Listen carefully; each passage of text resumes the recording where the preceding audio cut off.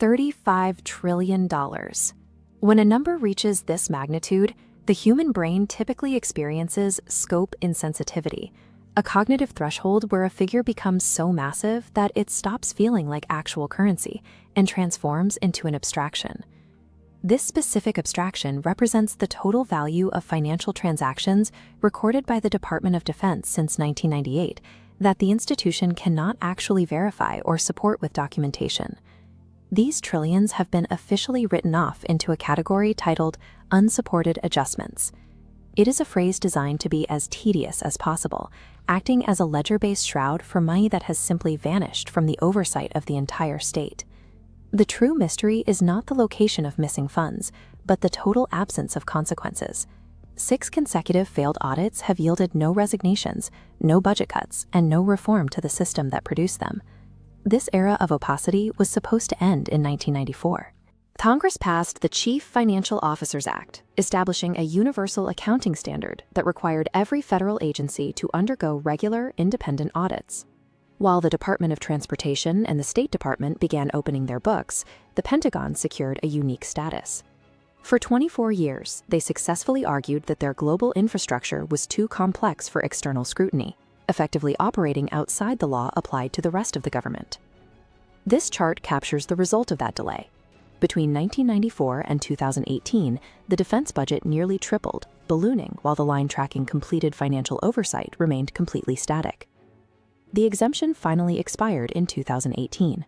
The Department of Defense faced its first full-scale audit, a massive operation involving 1,200 external auditors giving total access to every warehouse, base, and account in the military's global network. The resulting report didn't just highlight errors, it described an organization whose financial history was essentially a work of fiction. The auditors issued a disclaimer of opinion. In the corporate world of accounting, this is the most severe failure possible. It indicates that the Pentagon's records were so fragmented that the auditors couldn't even form an opinion on whether the financial statements were accurate. The Pentagon's leadership responded to this absolute breakdown by calling it a first step. They categorized the total inability to account for their spending as a form of institutional progress. Taxpayers paid $400 million for this audit. The final report revealed that the military could not verify the location, value, or existence of $800 billion in assets, a total sum larger than the entire defense budget for that year. This grid tracks every year since 2018, 2019, 2020, 2021, 2022, 2023. 6 years of identical red stamps. Despite this unbroken record of failure, Congress has continued to approve annual budget increases, rewarding the institution for its lack of transparency. This pattern suggests a deeper reality. If a failure occurs 6 times in a row without penalty, the failure is likely serving an unstated function for the people running the machine. The primary tool of this opacity is technical fragmentation. The Pentagon relies on 4,000 individual financial systems from the 1980s that cannot share data. When these fail to sync, accountants insert plugs, fabricated numbers with no underlying transaction record, to ensure the ledger matches the Treasury's expectations. Senator Chuck Grassley highlighted the scale of this practice in a 2019 hearing. He questioned a single $40 billion plug inserted into the books in a single quarter. The defense officials admitted that no underlying record for that $40 billion existed.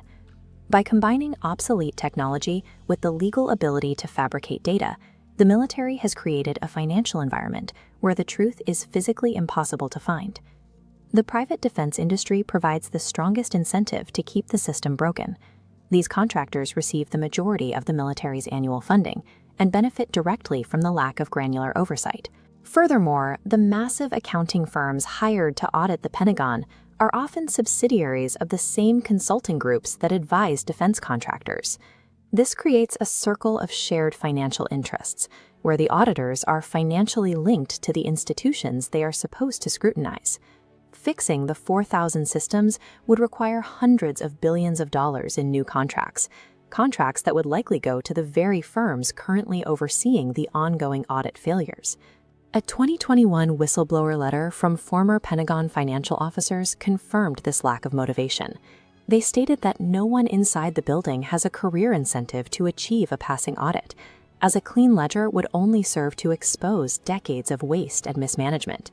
This is institutional capture in its purest form. The system protects its budget by ensuring its failure remains both permanent and profitable. The government possesses the technology for total financial transparency. It simply chooses to apply it exclusively to its citizens. The IRS uses hyper-granular data tracking to verify every dollar an individual earns, ensuring that the smallest civilian discrepancy is met with immediate accountability. Yet that same government allows its largest institution to operate on 1980 software and fabricated plugs. While a citizen can be audited over a $3,000 error, the Pentagon is permitted to lose track of $800 billion in a single year without a single person being fired. This discrepancy reveals a deliberate policy of sovereign immunity. By maintaining a state of permanent financial chaos, the military has effectively insulated its budget from any possible congressional cut or civilian oversight. $35 trillion. When you account for the auditors who profit from the failure and the officials whose budgets are protected by the opacity, this number stops being an error. It is the measurable evidence of a system that rewards the disappearance of data. Tomorrow, the Pentagon will continue drafting its next record-breaking budget. It will be sent to the same committees, signed by the same officials, and balanced with the same fabricated numbers that have shielded it for decades. At what point does a permanent state of failure transition from a bookkeeping error into a structural necessity for the maintenance of power?